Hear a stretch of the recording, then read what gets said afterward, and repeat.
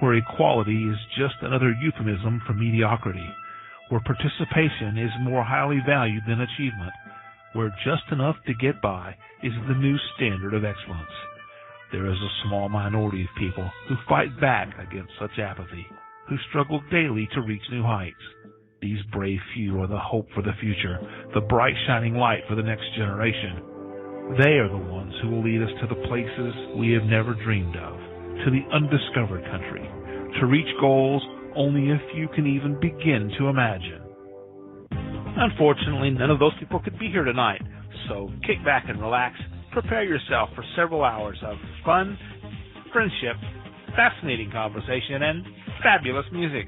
All those F's, that's an alliteration and kind of a radio trick. Speaking of radio, you're listening to the most popular radio station in the history of broadcast radio, at least among stations that originate from Chris's living room.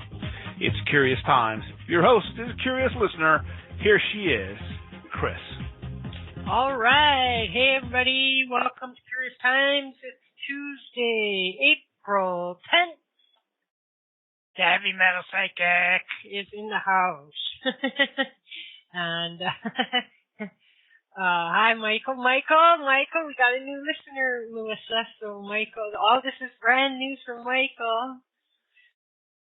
And, so anyway, okay, so that's good. I guess we'll hear a little bit about Mercury retrograde when we get Melissa in here. And in the meantime, and in between time, tomorrow Kathleen is here, and then 3 days of nothingness. Maybe we'll just do a BS show, on one of those days. Let's play that one by ear. If the fans clamor and clap and promise to be here and do something, we can do something. Or I could just open it up and not even record and just toss music and let you guys romp around in the chat room with each other, you know. Anyway, Sunday, Amy Kavanaugh is here. Monday, Diana Monroe. Tuesday, Lisa, Noland, Shalusky. Looks like there's lots of time off this week. Must be 5.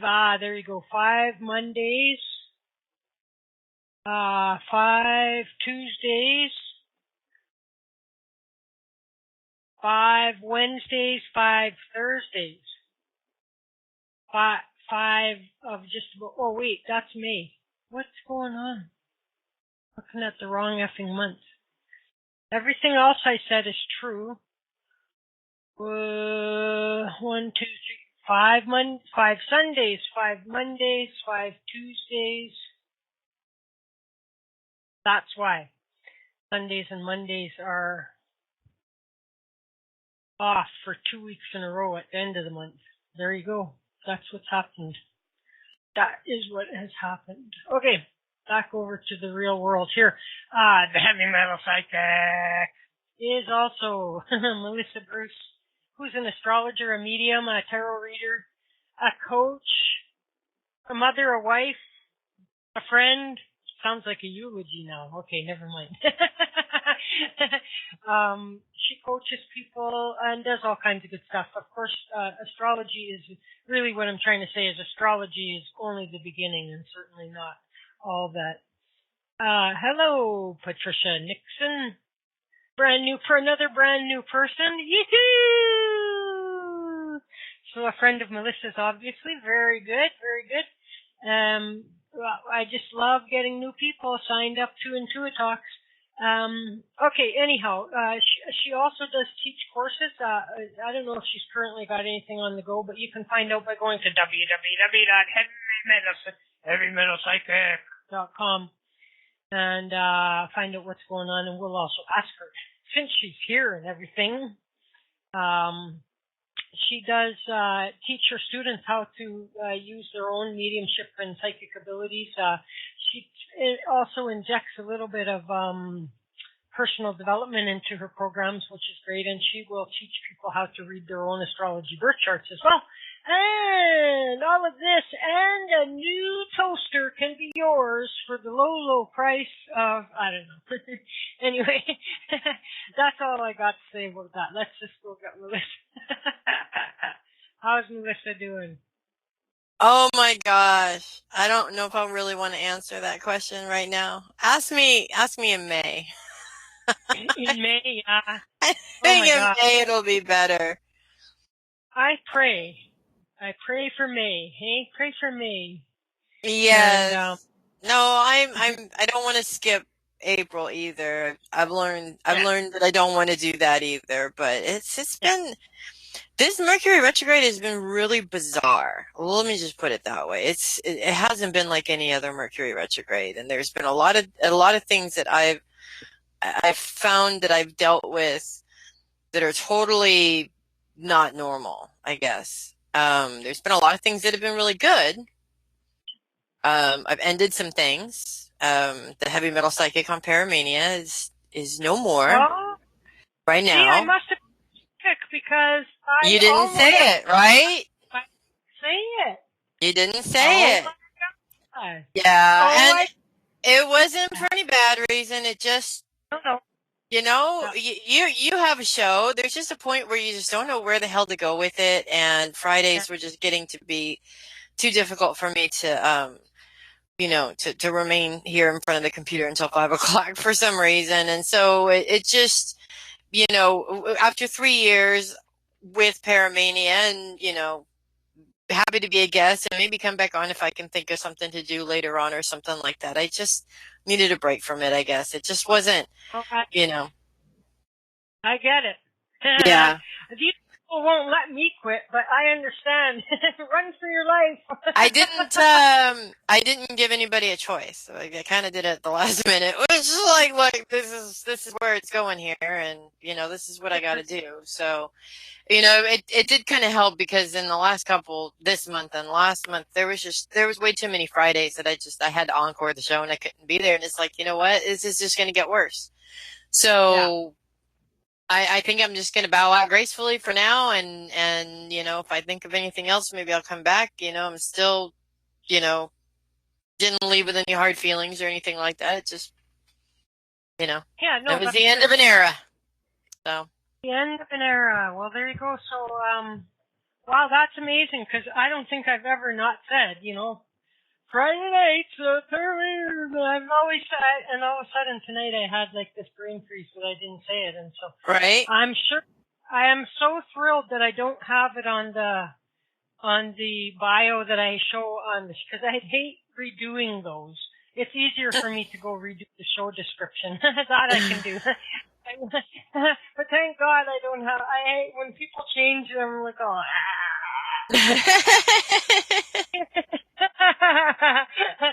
And so anyway, so good. I'm glad I don't have to do that. April's been interesting as well, and March and February and January. It's been like this year's already been interesting, and there's been a lot of astrological stuff going on this year already. It's not even just about the Mercury retrograde. We had a lot of stuff happening from the time that the year began, and I everybody that I've worked with or talked to, they feel either over energized or really, really drained, or they're kind of going, both ways. 1 minute they're up and the next minute they're down. It's kind of, like a crazy sort of bipolar energy that's, kind of going on. But, we've had, 2 months of 2 full moons and, almost one right after the other. February didn't even have a full moon in it. So it was, I think that in itself, because we went through 4 signs with those full moons in 3 months, was kind of, was kind of crazy. Mars went into Sagittarius, and that screwed everything up. I'm sorry to say, but, I was like, Mars, get the hell out of Sagittarius. Go anywhere but Sagittarius. It's just too volatile in energy together, and there was just a lot of craziness going on. And then this Mercury retrograde in Aries, Aries is the baby sign. It's the first sign. So it's a very energetic sign. Can be a very temperamental sign, and so I have seen, for personal experience anyways, I've seen certain things that are, well, I guess everything could be considered positive if you choose to look at it that way. But there's certain things that, um, are taking place with me that, are showing me that I need to make certain changes health wise. But the actual going through it has really just been very difficult for the last couple of weeks. So it's kind of like, okay, yes, I probably should have listened 6 months ago. Now I'm really going to listen, okay? And then I'm probably going to forget, and then it's going to come back harsher. But it's like, I mean, literally my body is angry, and that's how it feels. And I'm like, that is so typical of Aries. Like, I'm just angry. Everybody hear my anger, kind of a thing. And that's how my body's reacting. So I'm just like, okay, I'm sorry you're angry. I'll fix it. Whatever I need to do, just tell me.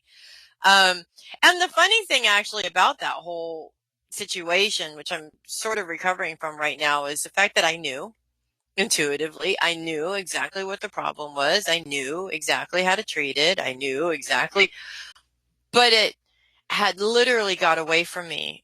At one point it was manageable, and then all of a sudden it just took off, and it was unmanageable, and it was so uncomfortable and so crazy and just so I mean, I literally just turned into this itchy bitchy woman and didn't just, I couldn't. And then all of a sudden my mind went to what if it's this and what if it's that and what if lands like we do.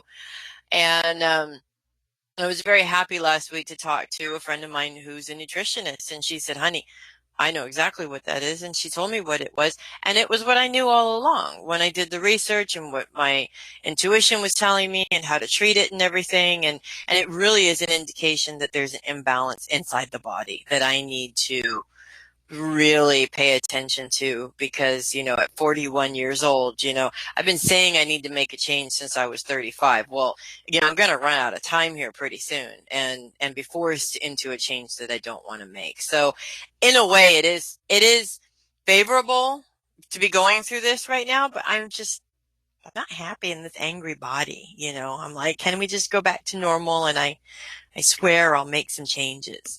I didn't do a better job, kind of a thing. She's in the negotiating stage.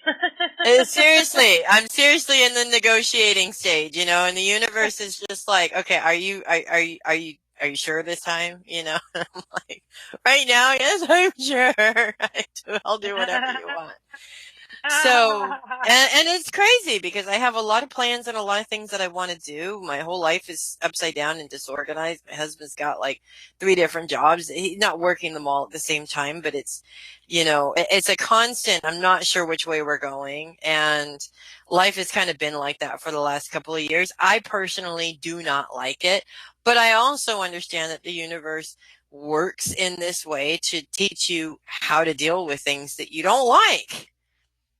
This doesn't matter whether I like it or not. This is the situation I have to work with. Now, I have 2 choices: work with it or sit here and mope about it. So, yeah. I moped last year. This year I'm trying to be a little bit more productive. So we'll see how that goes. Well, yeah. So. I mean, you gotta play what's dealt to you and do the best you can with it. So, and the thing is, it's like you gotta, sometimes if you just like do it head on, get it done, and then you know what I mean? Like how often do we avoid stuff and like just, you know what I mean? Just like plow ahead and get through it, Otherwise, the wall's still there. If you stand there in front of that wall and do nothing, the wall is still there.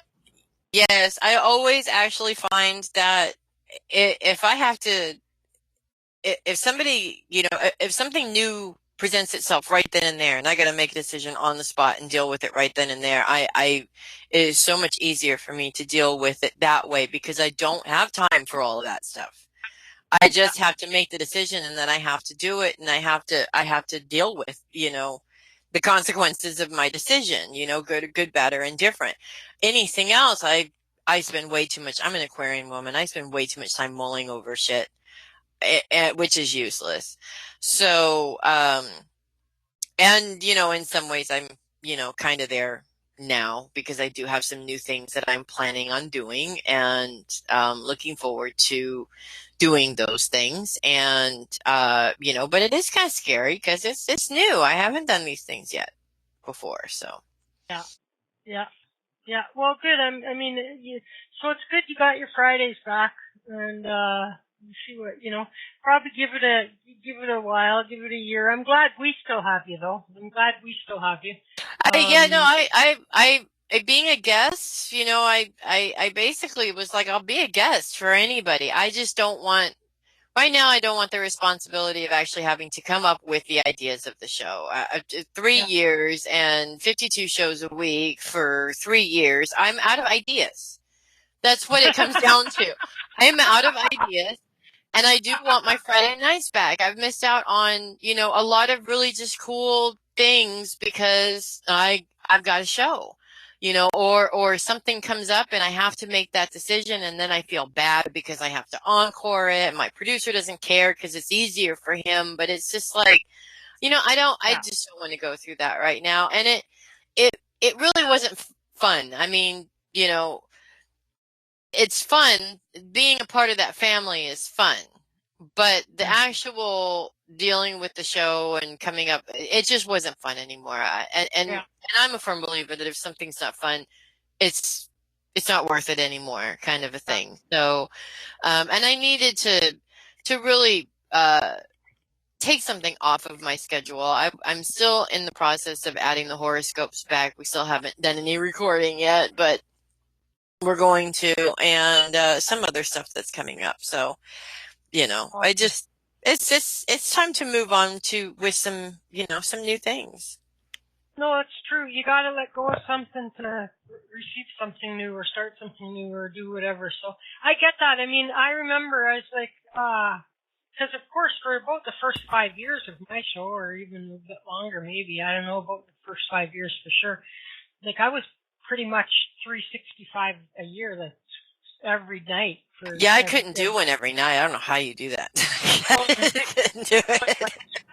I cannot. So I started like telling my guests like, come up with something because I'm done. Yeah. I cannot. I mean, I did some crazy things and I came up with some stuff and like I would just sit there like what? And some afternoons I'd be like a couple of hours like just for that, like just searching the internet for anything that twigged my interest or something to do and on the show and so I started to like just get how many different times can we talk about freaking chakras and freaking Yeah. or what is a spirit guide and what is a freaking aura and let's talk about crystals and Yeah. I mean, like, it gets to be like a burden, and so I started to just say, and then most times my guests aren't also, and so it's just like all freestyle, fly by the seat of my pants, and if it's a struggle during the show, or else we run out of stuff to talk, I'm like, okay, we're done. See you next time. Like I don't even feel the pressure of filling 3 hours anymore, and like if it's a struggle, then it's like time to get off. And I one thing I learned as a listener too was because I would have some friends, you know what I mean, like when you're hanging out and blah blah blah. So you meet friends in the network, and so some of them decide they want to do a show, and so then you go to their show to support them. And like some of them like were just so uncomfortable, You and I could tell. realized as a listener, I then felt uncomfortable. Like if the host isn't comfortable or the Yeah. guest isn't comfortable, then I'm not, as a listener, it's not a fun thing for me.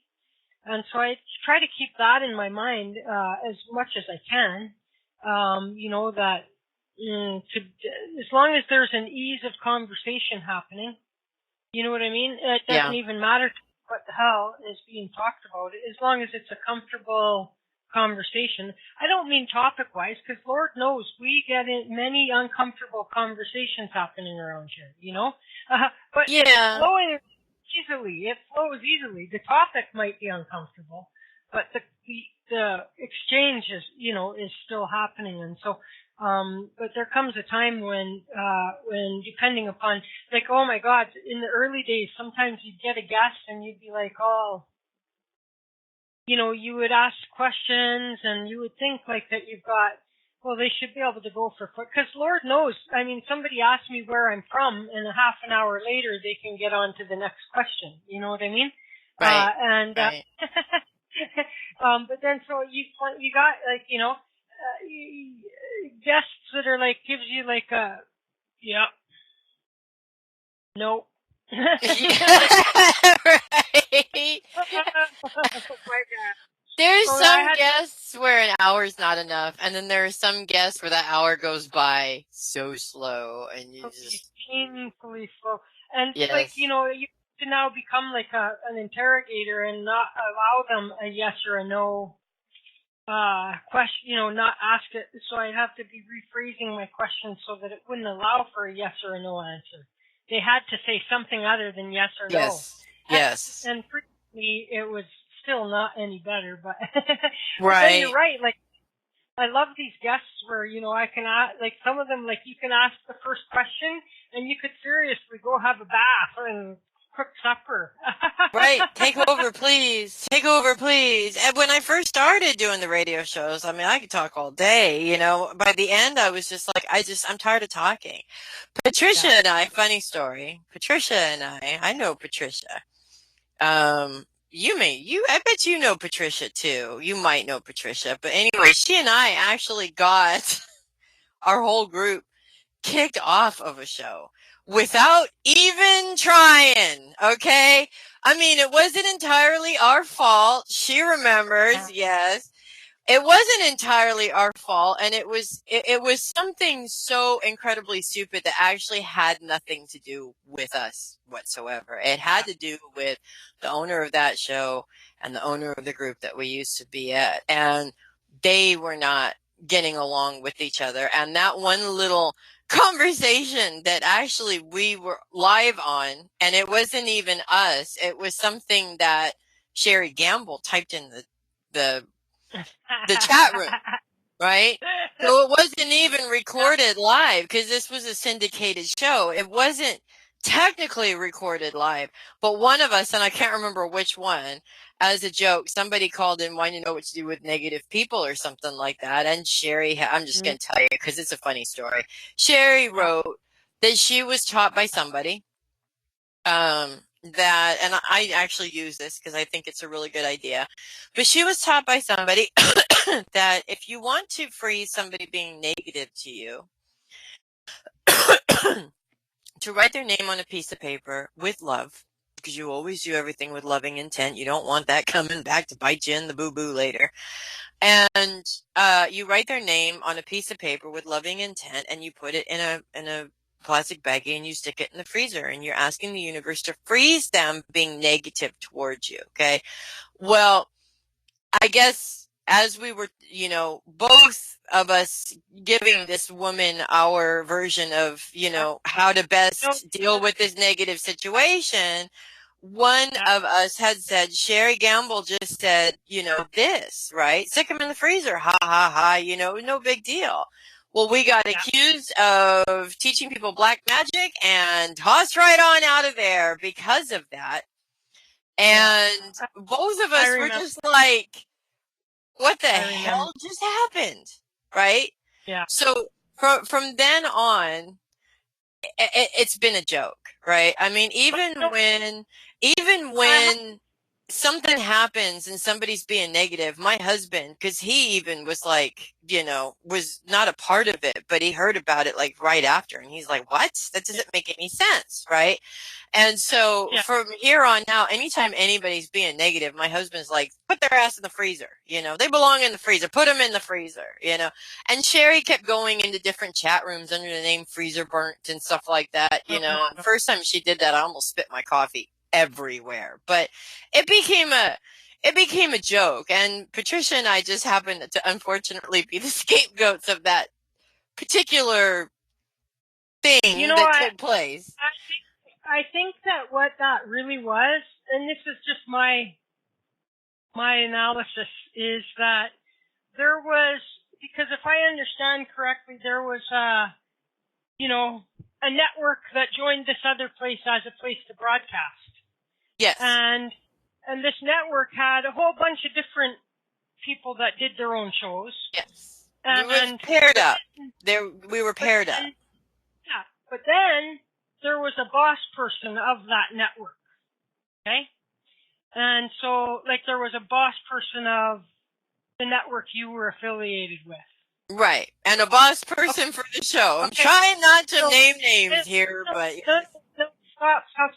So, I have the strongest sense that what this had more to do with was the inability to connect, or the bad energy feelings that the receiving network had for your leader, let's say, okay?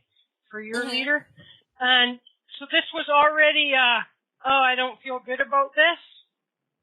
And then there was this misunderstanding of that was black magic, which it wasn't. And so I think that it had more to do with incompatibility of it was a good excuse. Yeah. We had to take one for the team on that one. I don't really think it had anything to do with you and that whole thing at all. And so that's my sense of it. I know who it was. I know you know who it was, yes. And I remember that day clearly, actually, because I was on the other end going, no, that's not, there's nothing wrong with that. You were in the chat room, weren't you in the chat room? Because it used to be on Blog Talk. Yeah, I might have been, but I was still saying to the person, that's not black magic, just FYI.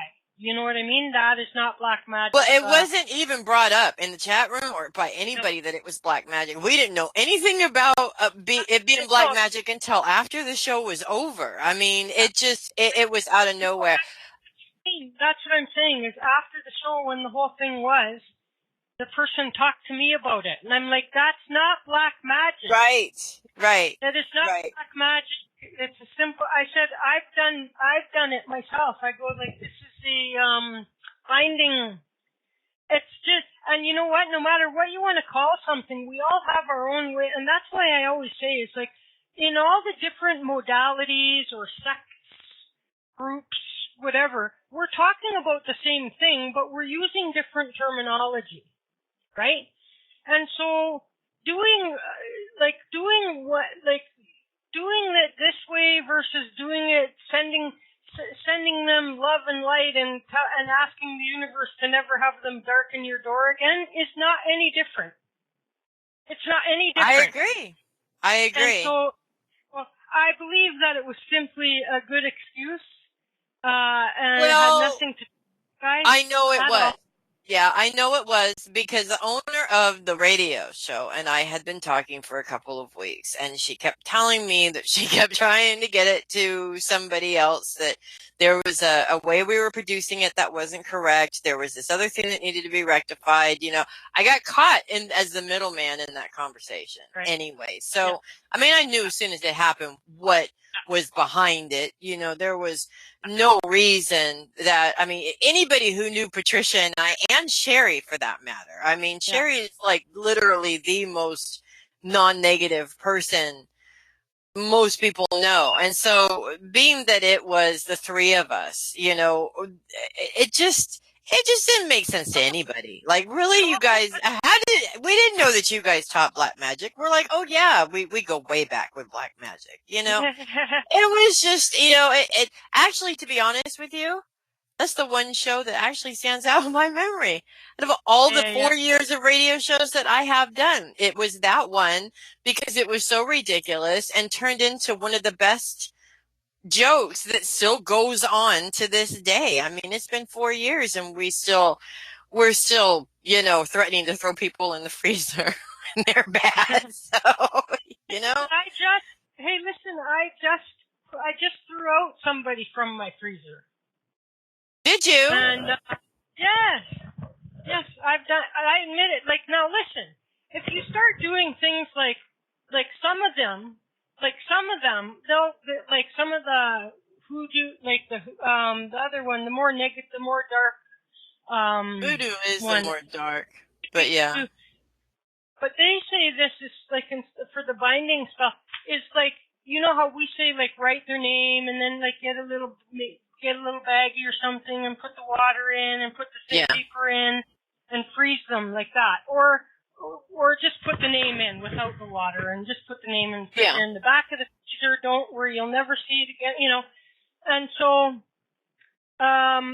but there's some where they're like urinate on the name, you know, and like that starts to get really negative and yucky. You know what I mean? So now I don't want to go there. This is what I mean. It's like there's a difference between, and so you know, but yeah, I just threw somebody in the garbage probably within the past month, whose name I had in the back of my freezer for more than a few years now. And, you know, it's worked, because I hadn't thought of the person until I seen the damn thing, and I'm like, okay, I'm done with you. You ain't bugging me no more. You're out. Right. Yeah. No, I always tell people, if I give a suggestion, if you choose to use it, if it resonates with you, if you choose to use it, if it doesn't, and if you don't, that's okay. Maybe we can come up with another solution that works better for you.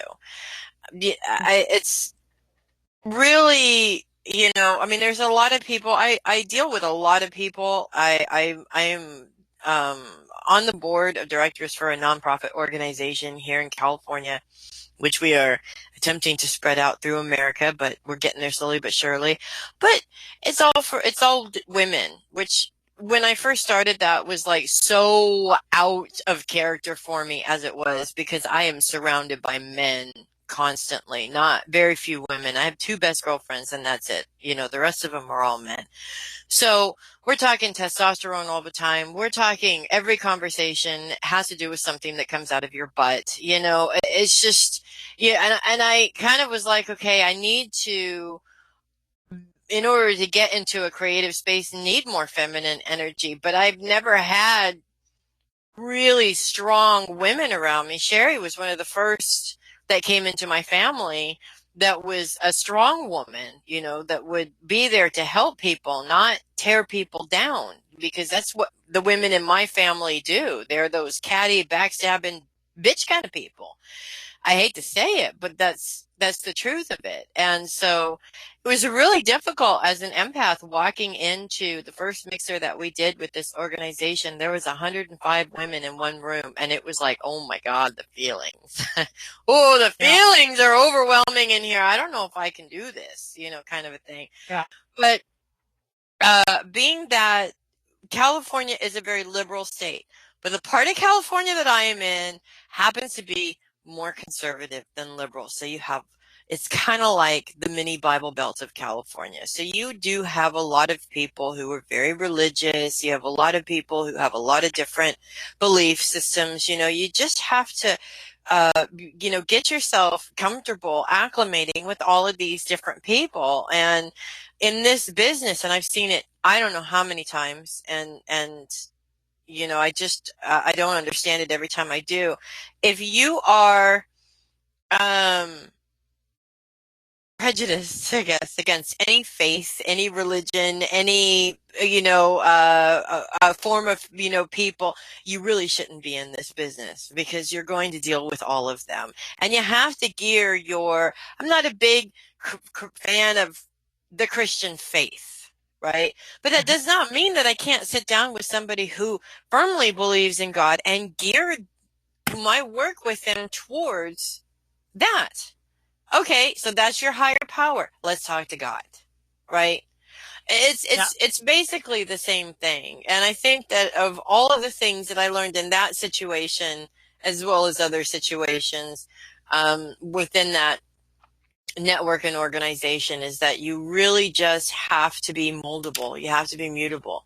You have to be able to talk to just about anybody and not beat yourself up if there are those few people out there that, I'm sorry, nobody can reach. Because I have met some of those too. And it's just kind of like, well, there's not much I can do for you. I'm sorry, you know. Yeah. And being okay with that. Because that is really hard sometimes to be able to say, not so much that I failed and can't do anything, but this isn't my bag. So, I mean, I've dealt with people who are bipolar and have schizophrenia issues. And, you know, there was one woman, she had like, I mean, every possible, you know, quote unquote, mental illness that you could possibly have. She had it. I'm like, okay, you need a doctor, not me. I don't know how to work with this. Yeah, So, exactly. it just is what Exactly. it is, you know.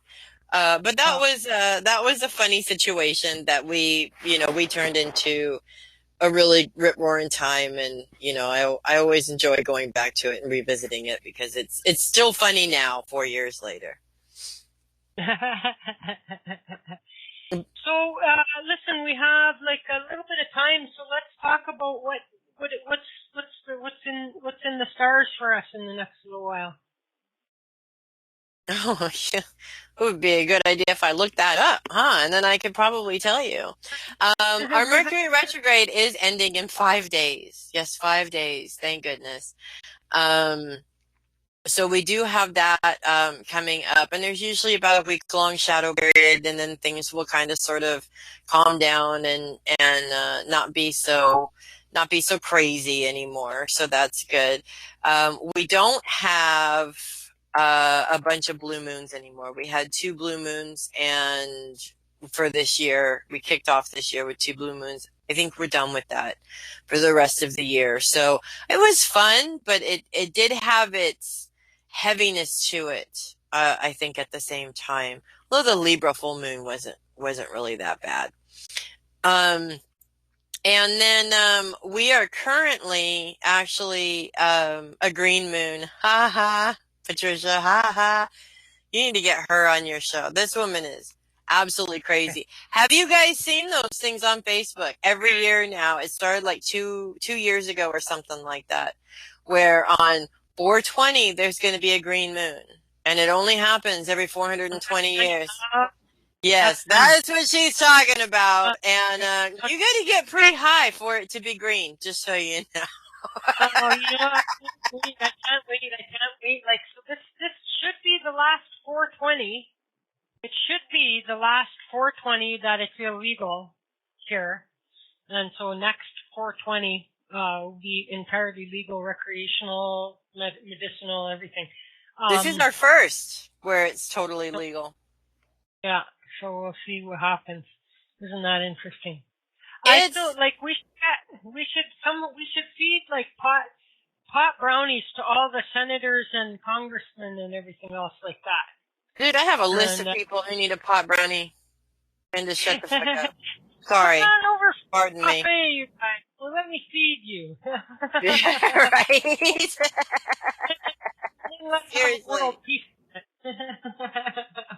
Seriously, yes. No, this is our first. This is our first 420, where it's legal, and it's, I don't know. I mean, in some ways it's changed, but in some ways it's not. I personally have been a pothead since I was 15. Okay, it's been almost 30 years.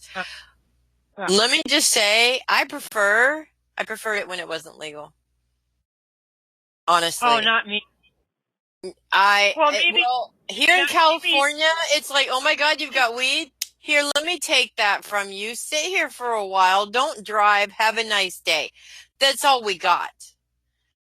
Yeah, well, see, that's the difference. Like, for me, it was like many years ago I got arrested. And it's like now, currently, I feel really a harmful thing.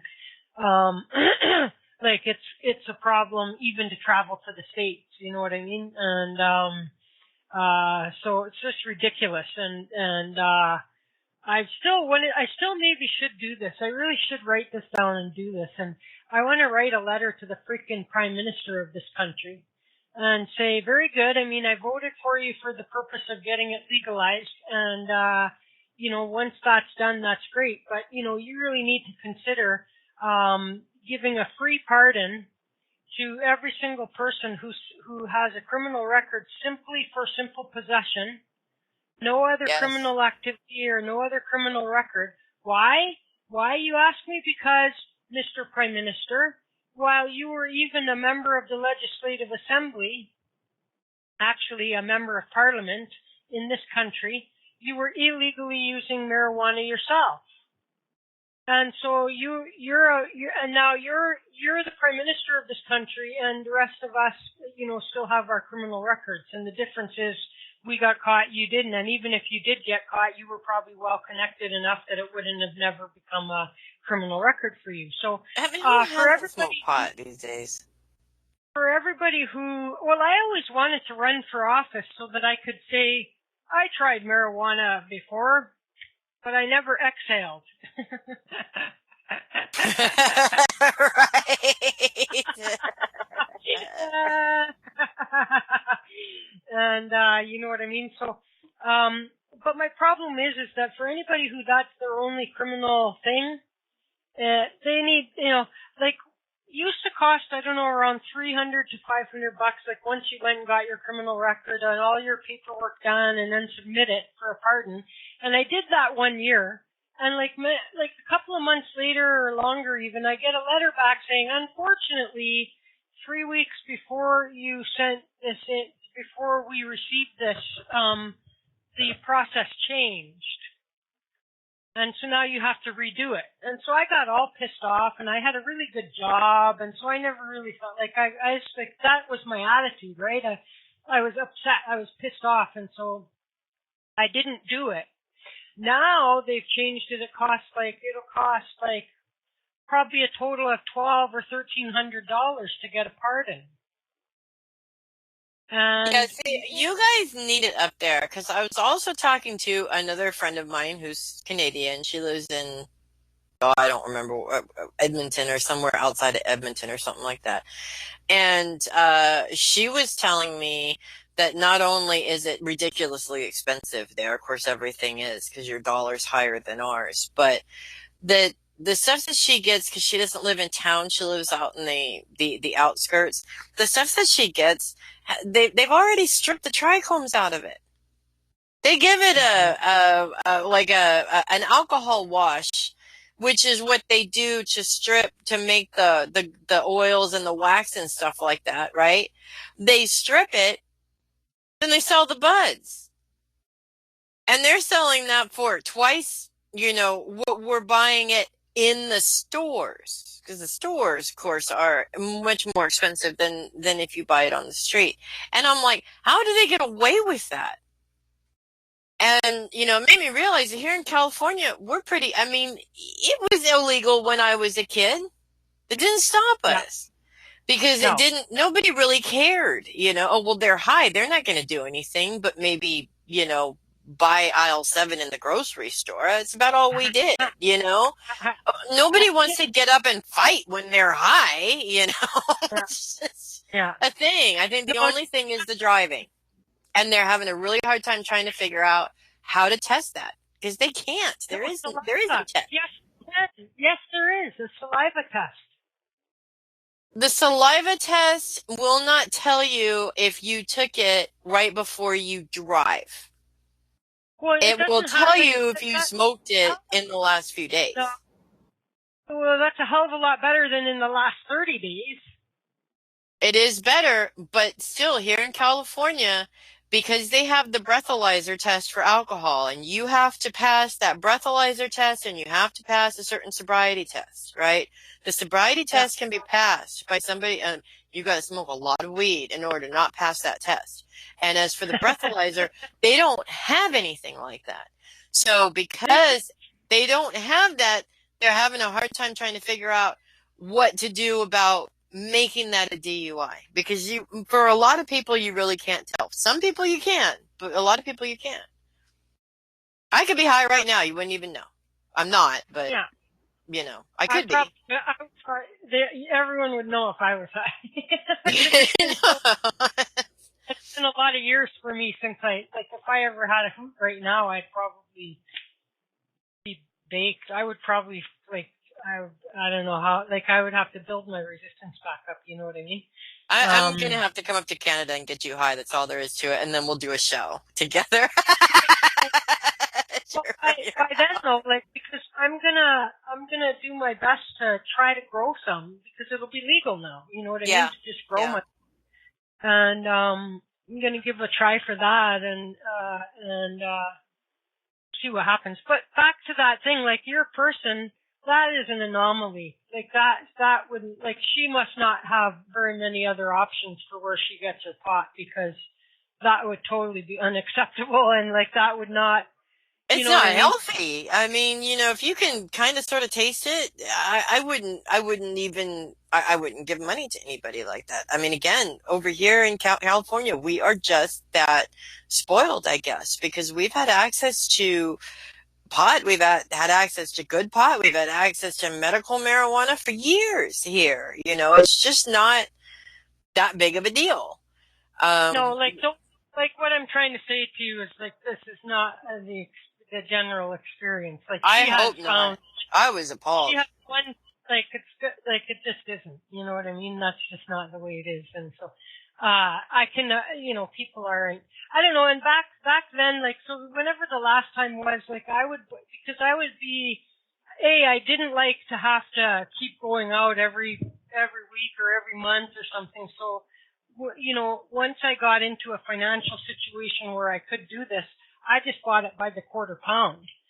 And so I would by then they're like I could get a quarter pound for anywhere between 900 and 1100 or 1150, and that so this would be like a little bit under 300 ounce, I guess. And that was just what it was. But for me, it was better because I just didn't have to worry about it for several months. Then, you know what I mean? After I Absolutely. did that, and But I don't want so to tell you like, what I pay. yeah, You no, might I hate know you me. guys. No, I know I already know you guys can get even cheaper than that in the stores. Never mind. But you Yeah. can't buy a quarter pound at a time. You know what I mean? But nonetheless, Yeah, you like, can. You just got to know the right people. oh yeah. No, And I happen to know the right people, but yes. You're saying in a licensed store you can buy a quarter pound? I don't know if you can get that much from a store. No. I don't No, I that's what don't know about that. yeah, no. I'd have to actually ask. Generally the stores, they don't want to sell that much because they don't make the money off of it. The Oh, you less they can't. sell, the more money they make off of it. Yeah. So, like, because there's a limit as to how much each person is allowed to be in the possession of and all of that kind of stuff. Because otherwise then they start to, because I would always be at risk then of, because most people who would have a quarter pound, the police will make an assertion that you're, for the intent of trafficking, right? Of selling it, And yeah. I'd be like, oh, I buy everything in bulk. You know what I mean? Like, I'm like, Costco. Hello. I, I'm not selling my dope because I don't know when I'll get some again. So, like, trust me, I'm just buying it in. But you would never be able to convince the police of that. You know what I mean? Oh, absolutely not. Yeah, And absolutely not. if you say, go ask my dealer. They'll testify that I buy a quarter pound off them 2 times a year. You know what I mean? You can't, you can't. So, anyway, listen, let's do a song, and then I think that there's oh wait, the anonymous person, that's you, isn't it, Corrine? So we'll have to you guys figure out in the chat room what you want us to talk about, and so that we have something that you guys are going to be interested in, you know what I mean, for the last part of the show. And I do have the horoscopes for the next month, just an eyeball it, so we can talk about that too. That'll be good. Okay, I'm going to toss on a song then, and then we'll come back after that.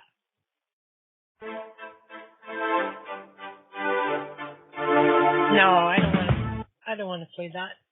We can do better than that. We can do better than that. Let's do this.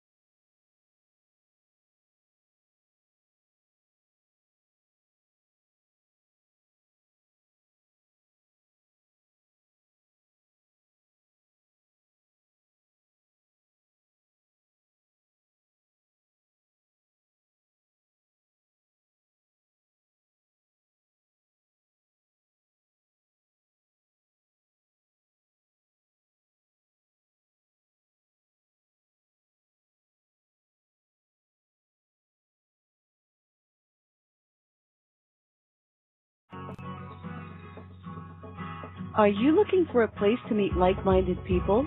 Perhaps you're a light worker looking for a safe place to share your thoughts and services. We've got a place for you. IntuiTalks.com. Join for free, post updates, blogs, create and join groups via website or radio or class package. The possibilities are endless. Join the all-spiritual, all-under-one-roof network, www.IntuiTalks.com. All right, we're back. Welcome back. And so, quick hello to Carol. Hi, Carol. Christy's there. Dan, yes, she'll do readings if you want. Dan the man, Diane, Kathleen. Hi, Kathleen. We're on tomorrow with Kathleen. Maria's here. Hi, Marie. And Mary Margaret. Melissa is our guest. Heavy Metal Psychic. And Michael, still hanging in there. And Corrine De Winter is also in the house. Where's Amy? Amy was here. So anyway, we are back. So let's go get Melissa. Now, so I don't see you in the queue anyway, Christy. So let's go get Melissa. So we'll find out what we got coming in for all the different signs. Well, I could do a general overview or run through the signs really quick. How about that? I'll just run through the signs really quick. So we'll start with Aries, because I always start with Aries because they're the first sign. In case you didn't know that, there is a first and a last sign, and Aries is the first. And Aries, of course, has that Mercury retrograde going on in there right now. Also, Uranus is in Aries and about to leave Aries and move into Taurus. And that's going to actually happen in a couple of months. It's not happening this month. I think it's happening at the end of May, beginning of June. I don't really have a thing to look at that for sure. It's okay, yeah, it's in May because it's right there on the cusp of the sign at the beginning of May. So Uranus has been in Aries for about 7 years, so it's about time it kind of sort of moves on and bothers somebody else for a while. Not that it's been necessarily a problem, but a rebellious ram is rams are rebellious to begin with. You add a little bit extra rebellion and that kind of sort of, creates some issues. And I've seen a lot of Aries go through a lot of difficulties because this planet has been in their sign. So it'll be nice for them to kind of sort of get a break from that. The sun is of course, in Aries right now. It's moving into Taurus in about 10 days or so. And my two lovely little daughters will be 22 years old at that time, which is pretty awesome. So, I wouldn't say a whole lot of stuff going on for Aries other than it's really time this month to focus on your career, make those changes that you need to make, hang on to that little bit of rebellion just in case you need it, put it in your back pocket, use it this month because you still have it. And, really it's all about focusing on your careers and changing what needs to be changed in your careers. Taurus is really focused this month on self-love as well as understanding who your true warriors are, your tribe. And your tribe is those people that are really there for you. They're your fight or flight people. And that kind of a lesson can be very difficult and very challenging because a lot of times you find out who those people are because you find out the hard way that they're not there when they're supposed to be or when they should be or when they say they're going to be and, different things like that. Also this month, Venus is in Taurus right now and Venus is Taurus's ruling sign, which is a good thing. It is trined up with Saturn and Mars. And when Venus and Mars come together in a trine, magical things happen. It brings that balance between the masculine and the feminine that we all need.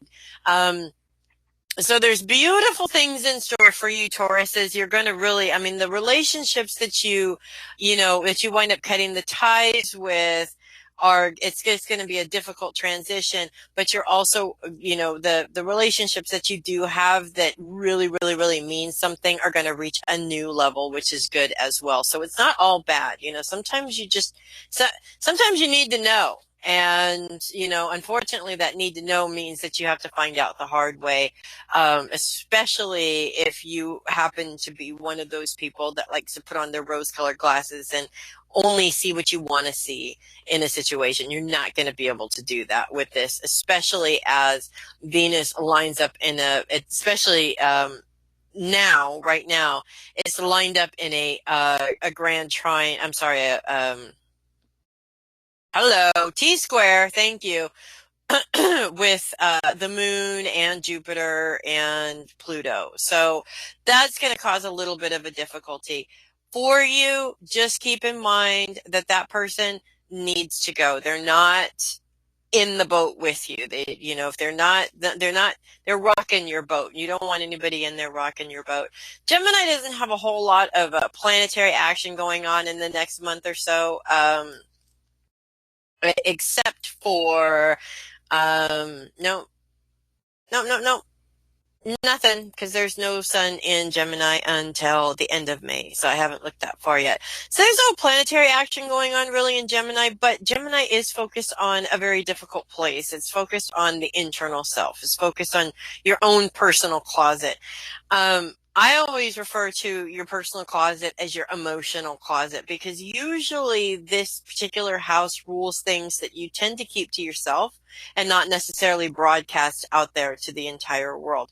So when you're focused on cleaning out that closet, you're going to find certain triggers that come up from old difficulties that trigger those same feelings as those old difficulties. And these things actually do pop up for a good reason. They pop up in order to help you understand these triggers, that they still exist within you, and kind of sort of work through them so that they cease to be triggers from this point forward. So it is an opportunity to really work on you on an internal level. It's just not something that most people choose to do if they have the choice. And it's certainly not something that an air sign, especially a Gemini, would choose to do. Geminis are very intellectual, not necessarily emotional people. So, or they tend to show themselves as intellectual and kind of sort of hide the emotional stuff. So you may see some Geminis going through some really emotional stuff. You may see them kind of sort of come out of character a little bit, or if you are a Gemini, it's kind of like a roller coaster of emotional stuff that you may be finding yourself going through. Ride the roller coaster. The more you ride it, the less you fight it, the better off it will be for you. The more you fight it, the more difficult the lesson is. Cancers this month, it's all about Cancer, because they're really focused on the ascendant, and this is all about self. So self-care is really important. Now, the Cancer curse is putting everybody in the world before themselves and not taking anything for themselves. And every single Cancer I know does it. I have not met one that doesn't do this. There's a particular Cancer that's coming to mind right now that I'm thinking about. She has an adult daughter. Her daughter's in college, but she's in her daughter has a driver's license. Her daughter has a car. She's still driving her daughter back and forth to school because it's just easier for her daughter, right? And this is the kind of stuff that I'm talking about. I've actually talked to this woman, and I've told her, I said, I think that's wonderful that you're doing that for your daughter, and I'm not saying that you shouldn't. However, when are you going to let her, kind of sort of grow up and do her own thing? Cancers are very maternal people as it is, whether they be male or female, it doesn't really matter. They're caretakers, so they kind of need somebody to take care of. But at the same time, they always have somebody to take care of, and that's them. So this month is really important for Cancers to pay attention to that, to do the self-care, to treat themselves. Not treat themselves because they're treating somebody else and they're kind of sort of there, but really just go out and treat yourself and, really just do something for you, because for crying out loud, you need to every now and then. Leo this month is really focused on the past, which is not necessarily a bad thing. A lot of people always say it's in the past, leave it in the past. I don't agree with that. I do agree that spending time pining for things that you don't have anymore that are in the past is not necessarily something that's good for you. But if you are in a situation where it's causing you difficulty, and you can look back to a time when you were successful and tap into that energy and tap into what you did in order to make that successful. It's going to help with your current success. So in a way, it can be very positive and proactive to take that time to focus that energy on the past. In some cases, there is also that possibility that you may be looking to the past and looking at people that maybe aren't in your life anymore, either they passed on or something happened and you don't speak to them anymore, something like that. And we all need to also take that time to just kind of sort of revisit where we were in order to understand where we want to go and where we want to be from there. And those people, of course, we may not be able to get those people back, but we can actively look for people that are similar to those people, or made us feel in the same way as those people, because that can help us out with our success also.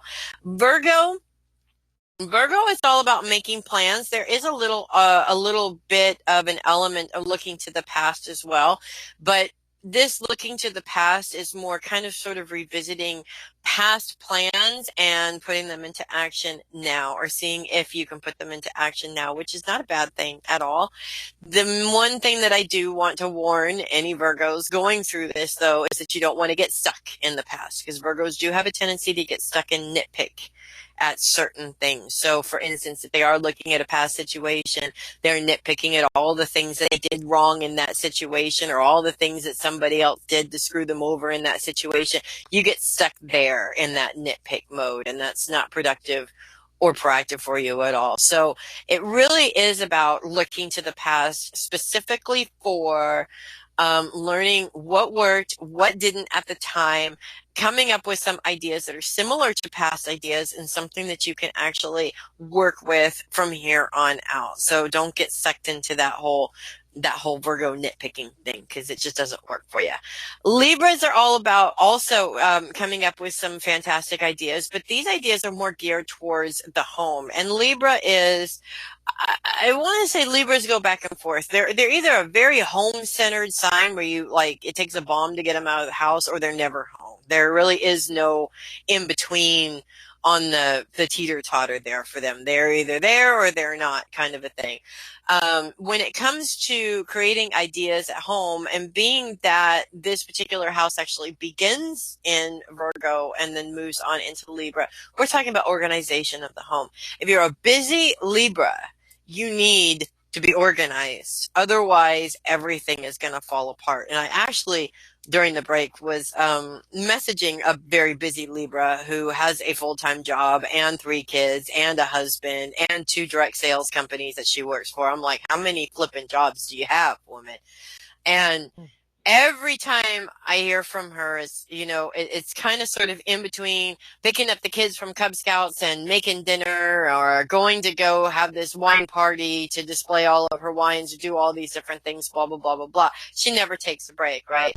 Organization, if you're not an organized Libra, and a lot of air signs aren't, if you're not organized, you need to get organized, because if you're not organized, it's all going to fall apart, and then you're going to have what I like to refer to as a Libra meltdown. And nobody wants to see that. Trust me.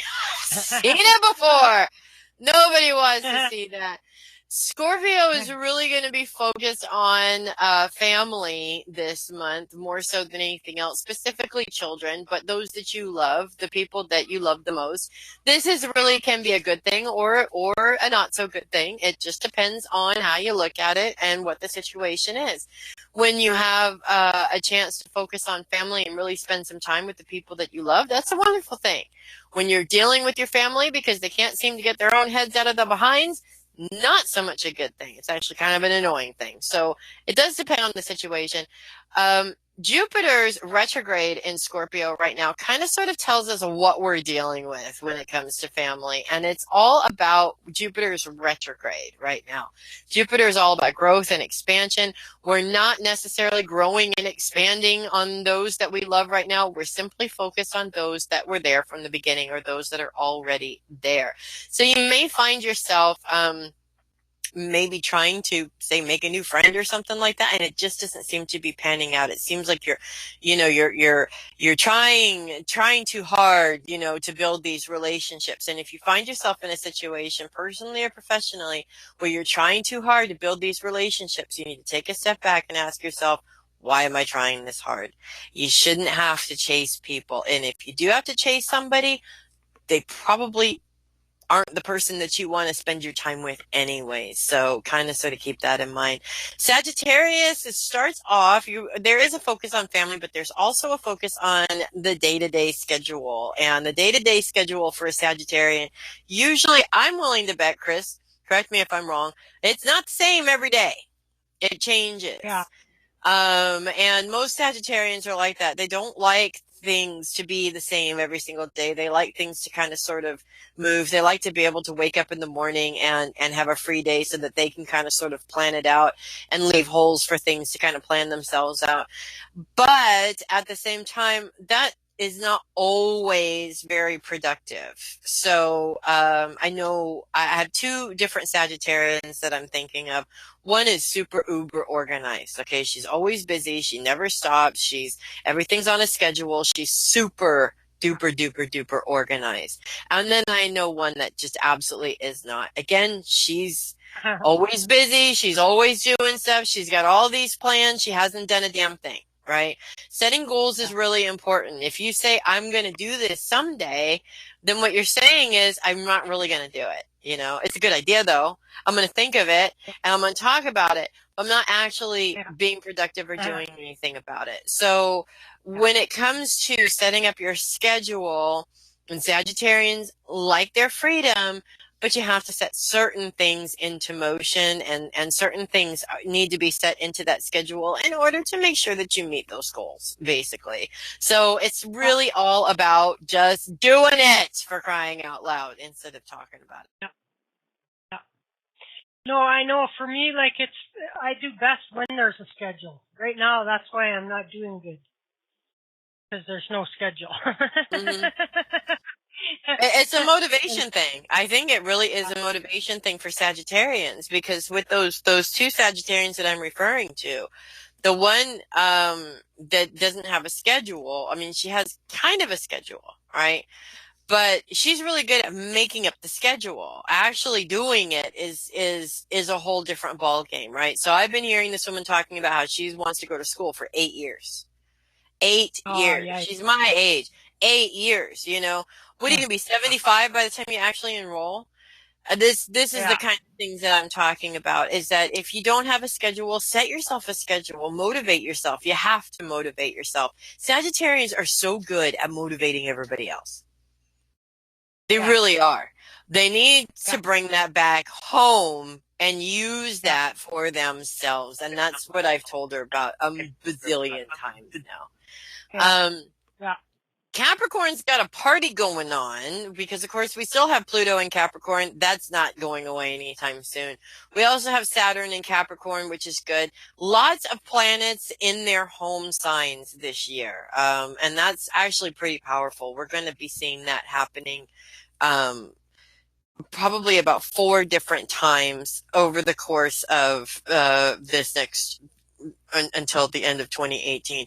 That's very powerful, actually, for us. It doesn't matter which sign you are or what the ruling planet is or what have you. It works for everybody. So Saturn in Capricorn, which is Capricorn's ruling planet, is a powerful thing for the rest of us. Now, Saturn is all about responsibility.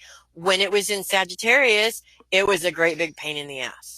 Okay, Sagittarians run from the word responsibility, not because they don't know how to be responsible, but because somebody's pushing them into this square hole that the round peg isn't going to fit into, right?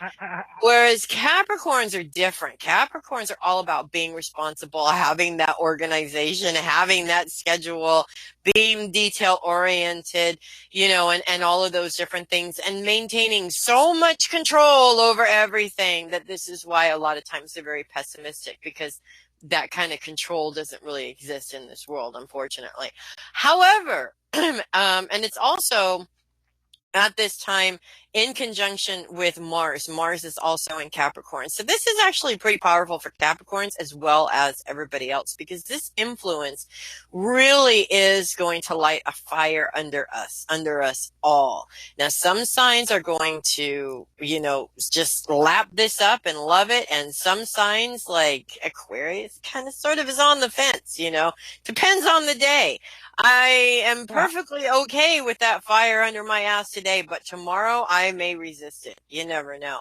So, this is actually a really good energy for all of us to really step into our own individual responsibilities. But for Capricorn, this is really about, you already have stepped into your responsibilities. In some ways, this is about backing out of responsibilities that have nothing to do with you. Capricorns do like to organize everybody else too. And it doesn't always work very well, depending on who they're trying to organize. I have a Capricorn grandmother. She's tried to organize me for the last 41 years. It hasn't worked. God love her, she still tries. So, it is what it is. It really is what it is. So, yes, Mars does have a tendency to be a bit aggressive.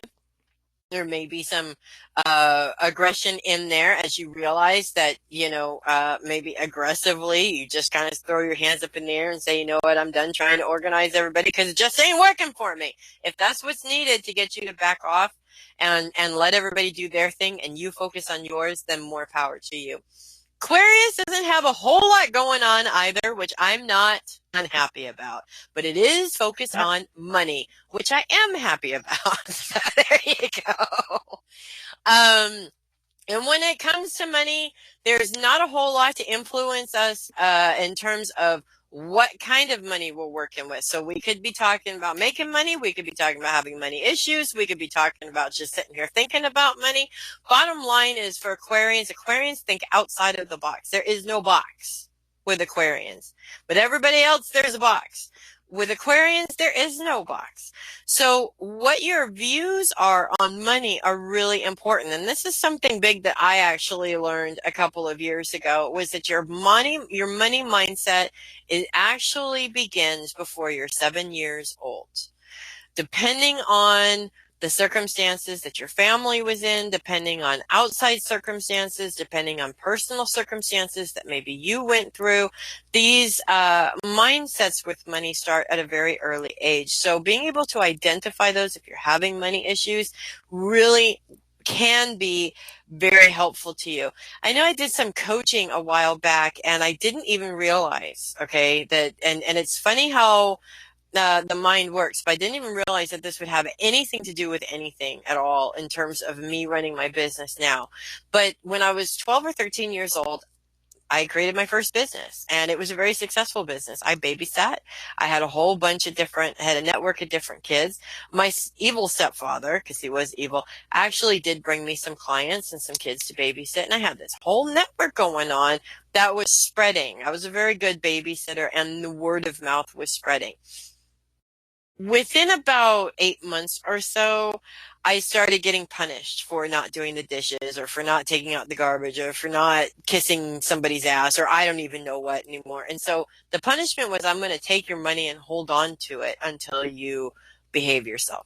And there was no possible way that I could behave myself, because if I did the dishes, it would be something else. This man basically robbed me of most of the money that I made at that time. And this began a cycle of anytime money comes in, I have to give it away. And that's the mindset, is that the money can come in, but it automatically has to go away.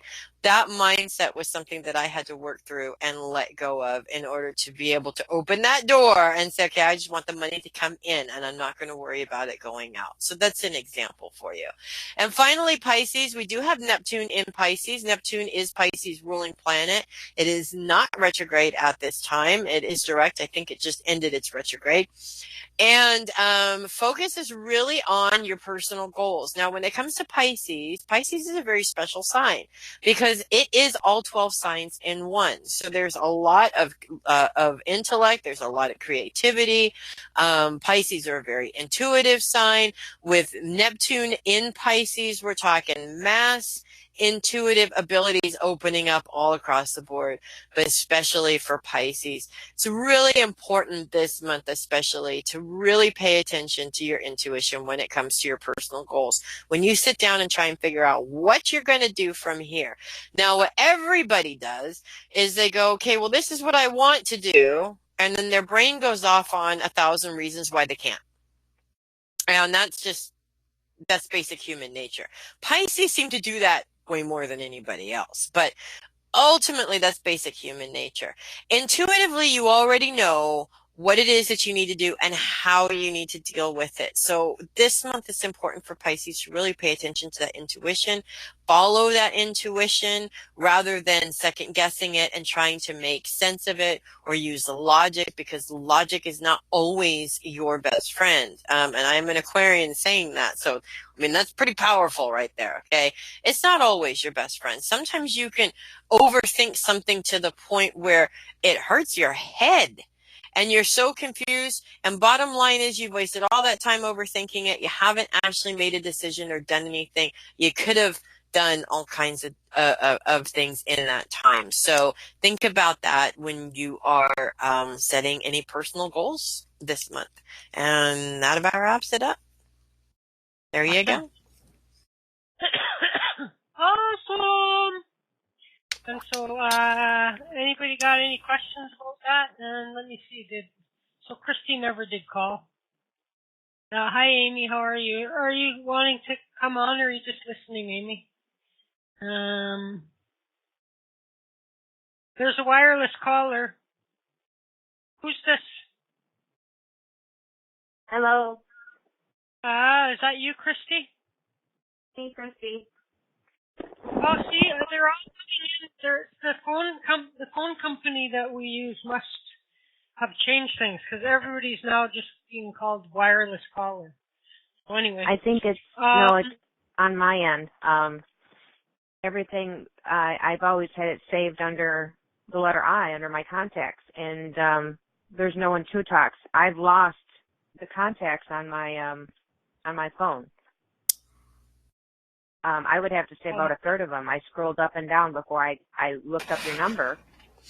So, Mercury is in retrograde, huh? You know, actually, I've been, aside from the Mercury retrograde, because that's true, that is one of those crazy Mercury retrograde things that does happen, but I have been hearing about people losing contacts on their phones a lot lately. I don't know what it is. It's kind of bizarre, but all this technology was supposed to make our lives easier, and I don't think it has. Yeah. I really don't. The day before Easter, the power plug, the charger, on my laptop took a dive, and I wasn't 100% whether it was my battery or the charger, and it took me a while to figure it out. And then the next day, Easter evening, the cell phone charger took a dive. So I didn't have either, and this is like 10 o'clock at night on Easter evening. So I was like scrambling to go to Speedway or, BP station to try to find a cheap, $5.99 one. And I swore I was never going to buy a cheap one again, because that's what keeps happening. The little piece of metal will fall out or get bent if you buy them at the dollar store.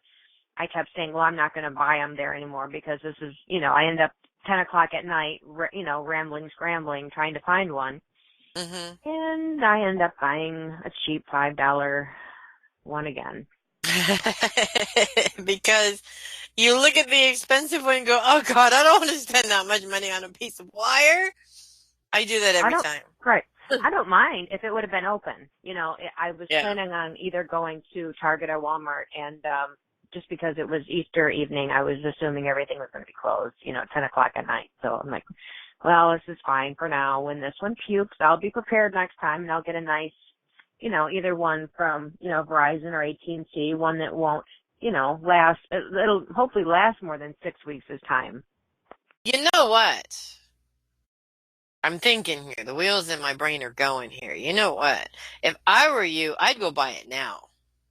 And I was that way, that cheapo thing is there as a backup in case you need it, so that you won't ever be without the cord. But then you go and you actually get your good cord now.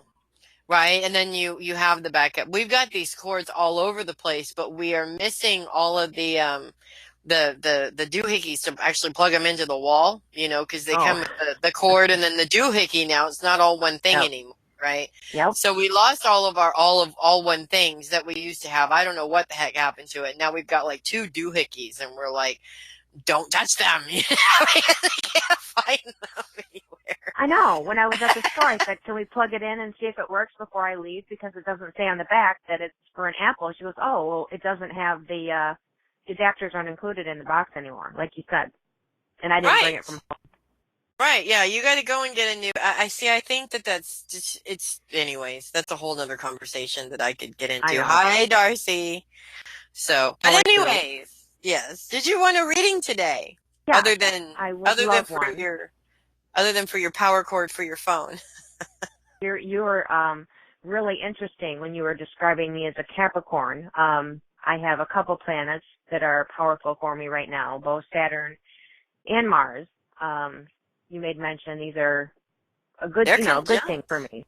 Yeah, they're conjunct right now in Capricorn. And, I think that Mars, anytime Mars is in a sign, except for Sagittarius, screw that. I don't ever want to go through that again.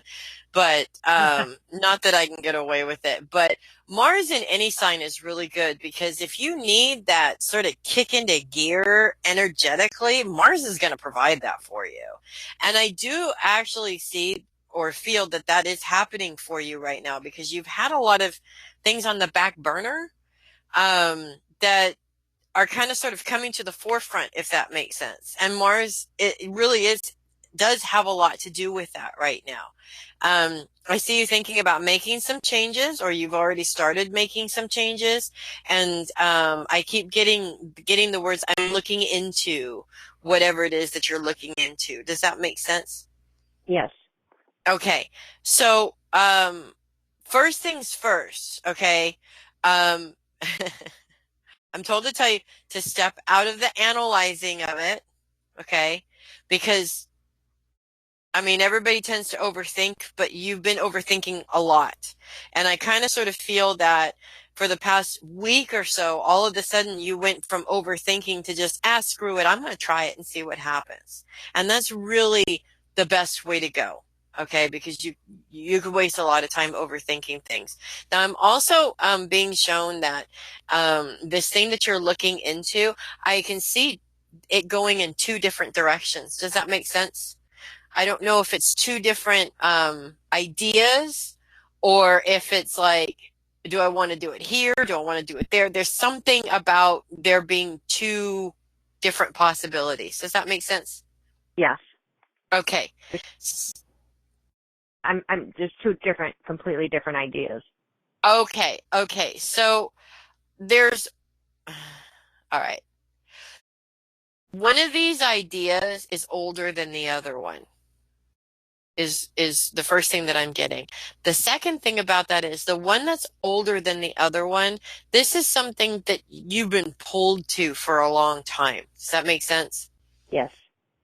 Okay, this is the one that you really want to go after, and I know you know that.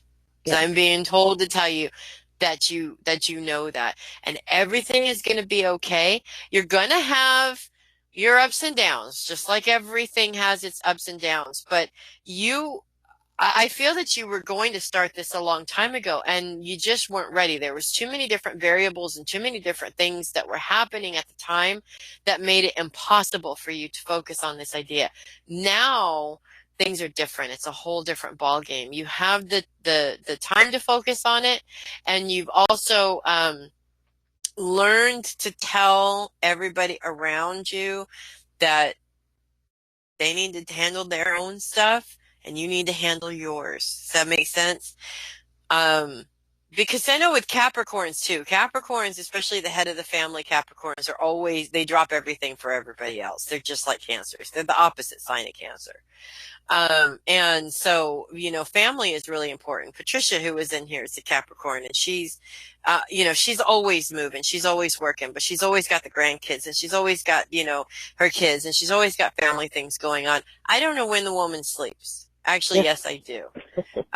She was supposed to be in a meeting once, and she fell asleep in her chair and totally missed the whole thing. That's when she sleeps, is when she's not supposed to.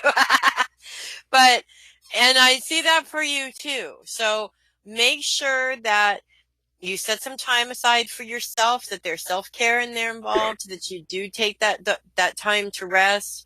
I know it's really difficult for you sometimes if you say, I'm establishing this Friday as a day off, and then something comes up and your first initial reaction is to go, oh, okay, I'll be right there. Just hold on, I'll be right there.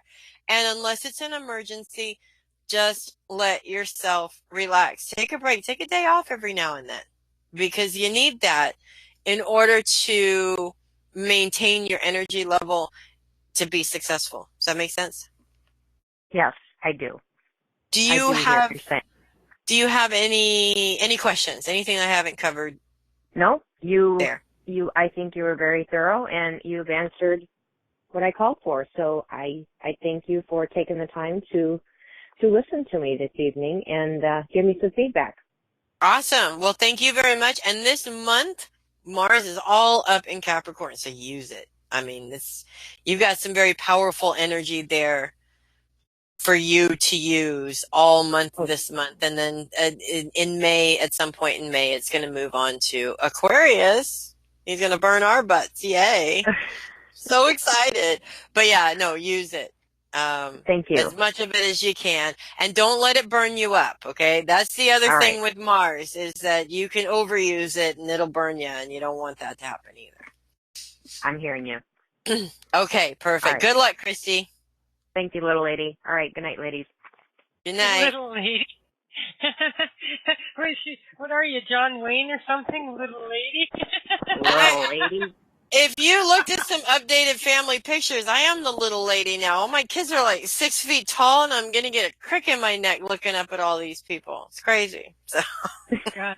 Okay, little lady, time to mosey on down to the all right. salad. All right, take it easy, Christy. Okay, guys, the rest of you, I don't know if you want a reading or not, and so if you do, press your one button or unmute your damn self, and we'll figure it out. Say hello. Unmute and say hello. Okay. Hello. This is Amy. Oh, wait. You got two people. Hi, Amy. No. Go ahead, Amy. We'll go alphabetically. A for Amy. A for Amy. Hi, Amy. Oh, sorry. I'm muted. Can you hear me? Yeah. How's it going, Amy? Good. I'll take a reading. You'll take a reading? Yep. Anything in particular? Sure. Work. Okay. Why am I feeling that you're at the end of your rope right now? Because I am. Okay. All right. What sign are you again? I'm right on the cusp of Virgo and Libra. I'm 4 minutes into Libra. Ah, yes. I remember now. Gosh, that is such a tough cusp to be on, too. Okay. First things first. I'm being told to tell you that sometimes you need to be at the end of your rope to make a change. That change is now, and I do see that you are looking into that change, right? Or looking into making that change? Well, sort of, yeah. I mean, okay. It's more a change of attitude than a change. I'm not changing my job. It's just a change of attitude. Okay, yes, that's true. But I also have shown that you've done that, and it's not so much. Okay, I agree that you only have control over your attitude and your perception and all of that stuff, but it still doesn't make certain situations that you've been dealing with for a long time any more tolerable. Does that make sense? And there's one or two situations in particular that are really, I feel, getting under your skin. One has to do with somebody who, I hate to say this, but doesn't know their ass from a hole in the ground. And the other has to do with, are you waiting for or expecting a promotion, or have been expecting a promotion that you just have not gotten? Well, I mean, it's time for my annual review, but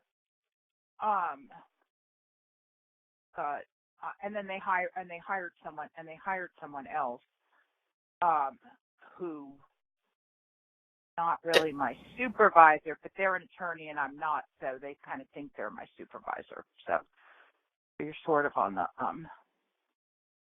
that's sort of correct. Sort of correct. Okay. Okay. First of all, the annual review, is it up or is it late? Because I feel it's up. It just hasn't been addressed yet. But it's not late. I mean, it's getting close to being late, but whatever. Okay, so yeah, there's some disorganization. I'm feeling some disorganization going on in that office right now. There was a lot of disorganization, yeah. Right, and for somebody who's half Virgo, that just does not work. Okay, it's like, hello, people. Don't you want to just go in there and go from person to person and be like, here, let me help you with that, all right? You can change your life right now if you'd only just shut up and listen for 5 minutes. And that's kind of a feeling that I'm getting from you when you're there at work, you know, because there's a couple of people specifically that it's just the disorganization is ridiculous. But yes, you have to change your attitude, but at the same time, I really feel that there's something deeper going on here that has more to do with just changing your attitude. I'm not saying to change the job, but I am seeing certain things that are taking place at the job, like you're doing work that isn't necessarily yours. You know, you might have done it once or twice to help somebody out. It seems to all of a sudden be your job, and it's really not your job. There's a lot of different things, and I'm also being shown that you tend to keep it to yourself. You're very quiet about it. So when something bothers you, you're not actually going out and saying, hey, this is a problem. And it's not just a problem for me. It's a problem for this whole office here. I mean, functionality makes money. Disorganization does not. And you know this. And you have the answers to a lot of questions that everybody else seems to be kind of scratching their heads on, if that makes sense.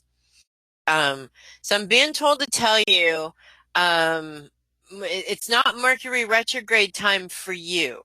Okay. It's time for you to speak up and to say something about certain things that are going on in that office that just aren't working for the company. And of course, for the people that are working with the company. Does that make sense? Sort of, yeah. Okay. The other thing that I'm being told, yes, you are going to get a raise with this annual review, and it's not going to be that much later. I'm looking at within the next month. I think by the end of this month, you'll have that review at least scheduled. So it's not going to be delayed too terribly long. And this attorney that got the job, I don't see him saying, is it him? I just said him. Is it a her? Mm-hmm. But she acts like a dude, doesn't she? She acts like her, whatever. Okay. She's just, her and I are different. You're different. Yes. Okay. I can take that. She's not going to be there very long. There's a lot of, let me put it to you this way. You're not the only person that has a problem with her. And you're not going to be the only person that has a problem with her. And it may look like things are happening and she's doing things right now that the people that are in power of doing something about it aren't seeing, but they are seeing it. And it will be taken care of. I don't see her keep holding that position for a really long time. That doesn't necessarily mean that I see you stepping into that position either. But a form of that position is something that you can look forward to in the future. Okay, so there is a promotion for you. It may not happen this month, but something is going to happen within the next 6 months or so in terms of a promotion in that job. Yeah, I see what you're talking about. Okay, good. Do you have any questions? Nope, that's good. That's all good. That's all good. Okay. That's helpful. Awesome. The whirlwind of that disorganization of that place almost confused me trying to connect to it. I mean, it's just. Oh yeah, it was. Oh, I don't even want to get into it. It's just too. It was just chronic and systemic I can feel it. Your energy is being pulled down by this, and the Libra side of you is like, I can fix this, I can make this work. And it seems like you're you're building a wall, and as you're building a wall, everybody else is taking bricks off of it to go and put them somewhere else, and so this wall is never getting built, and it's very frustrating. I might feel that frustration, and the fact that it's lowering your vibration a bit. I also want to ask you, do you ground and bubble? Or do you even know what that is? Okay. Yeah. Yeah. Really, really, really important to do that at least 5 times a day at that job site. There's just a lot of stuff going on. And there's a female in particular that seems to be going through a lot of emotional problems. And it's almost like if I'm you and I see this girl coming, I almost want to roll my eyes and go, oh my God, what is it today? Kind of a thing. And it's because you've sat down with her and you've talked to her and you've allowed her to open it up, but at the same time, she's getting really used to just coming and telling you her daily problems every day, and it's getting old for you. Oh yeah. Maybe instead of allowing her to continue to do that, what I do, and it may not be the nicest thing in the world, but I will only put up with that with somebody for so long, and then I finally just kind of turn and say, look, if you keep doing the same thing, it's going to stay the same way. If you decide to make a change, then you have the option of things changing. Whatever you want to do is fine with me, but I really don't want to hear about it anymore. And just leave it at that. Like I said, I'm an Aquarian and I'm very blunt. Libras are not necessarily as blunt as Aquarians, but Virgos can be. So, maybe say it in your way, but, or a way that maybe isn't quite so blunt if that works for you. But at some point, you gotta ask yourself, do I really want to keep putting myself through this or not? You know what I mean? Right. People like that are not trying to improve. They get into this cycle of, I need to find something to complain about today. And she doesn't even know that she's in that cycle. And that's where you can help her. So that's what I got to say about that. Good to know. Good to know. Very helpful. Okay. Good. Well, good luck. I hope things improve like really, really soon. Thank you. They will. Thanks. You're welcome. Thanks, Amy. Okay, who was the other? It was Mary Margaret. Yeah, never mind. I can't remember my question. And what sign are you? Taurus. A Taurus? Yeah. It's almost Taurus time. Woohoo! Answer to your question is yes, you're going to have a kick-ass birthday. Boom. All right. There you go. Okay, thanks, honey.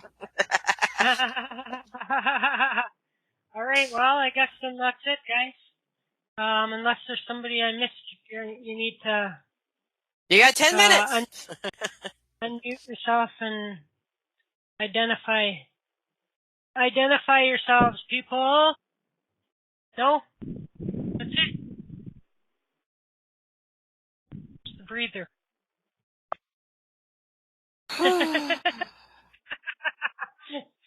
Somebody's breathing. Oh my God. You told us to breathe, so. We're liable to snore here. Oh man. All right, that's it then. That's it. Melissa, tell everyone where they can find you. Are you got any courses running or what?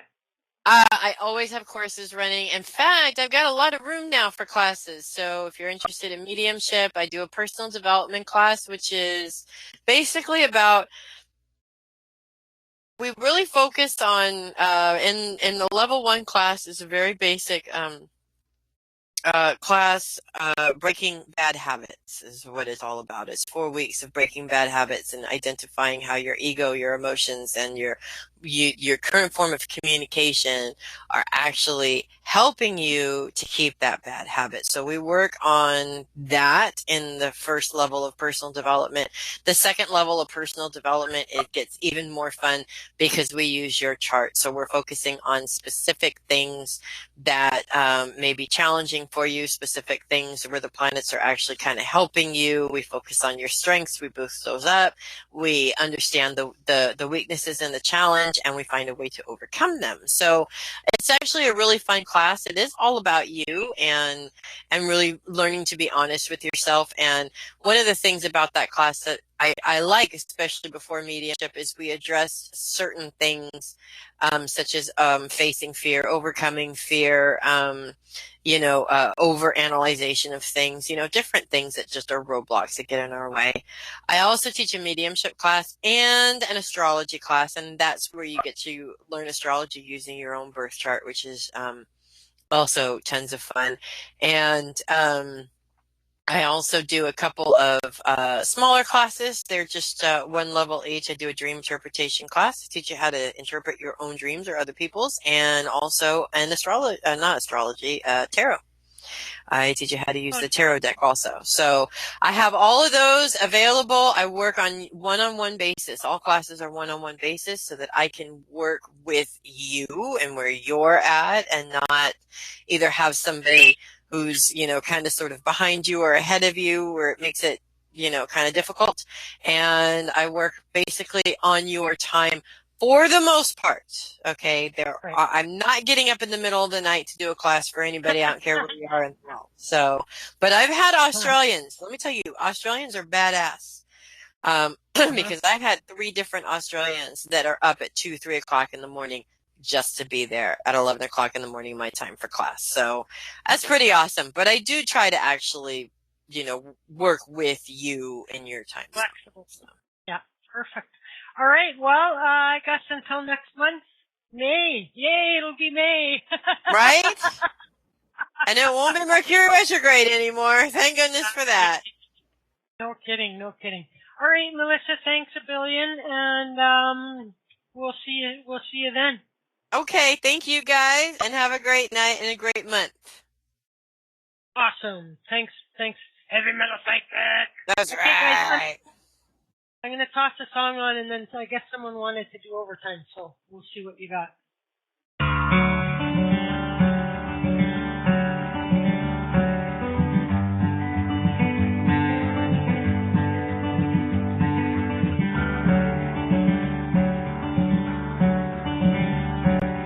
Left a dream upon the roof. What do you care? We're a nightmare. Splashing through the sewers, wearing a bathrobe and a blindfold.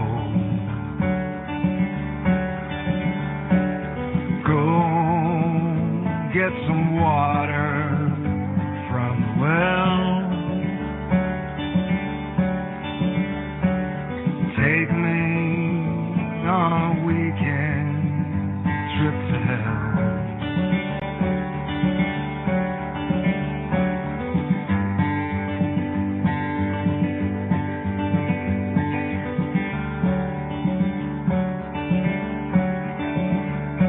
Your ice cream kiss still cracks my lips. I'm a bleeder. You're a sailor.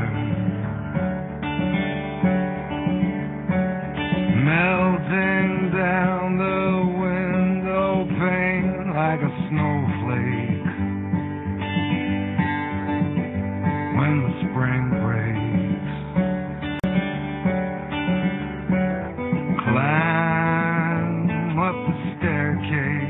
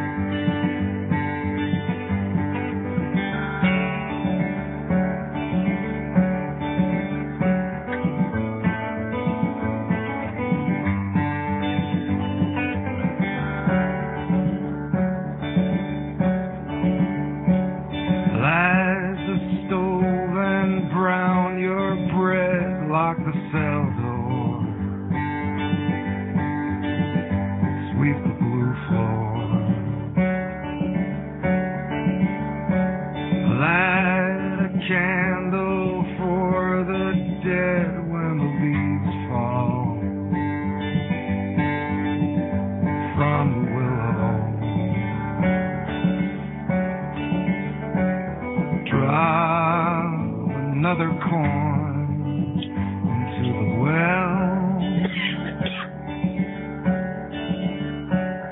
Take me on a weekend trip to hell.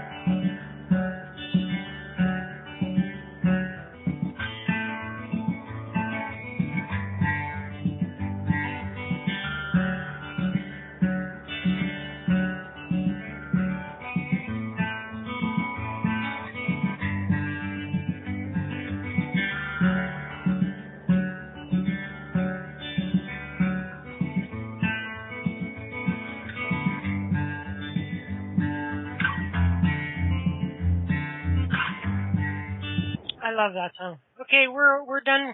I'm gonna just wrap it now. Anyways, wait a minute, Chris. Oh no! Hold just on. wait. Just wait.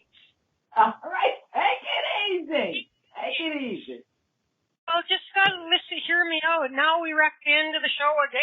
I'm just trying to end the recording. I'm sorry. No, I'm sorry. Okay, so well, thank you for listening to our dysfunctional little show, everybody. Kathleen, we're coming back tomorrow. So we'll be back then. And you have to be here to listen to all the dirty, dark stuff we talk about when it's not dark. It's dirty, but it's not dark. Anyway, I'm kidding. Okay, so we'll stop the recording and see you next time.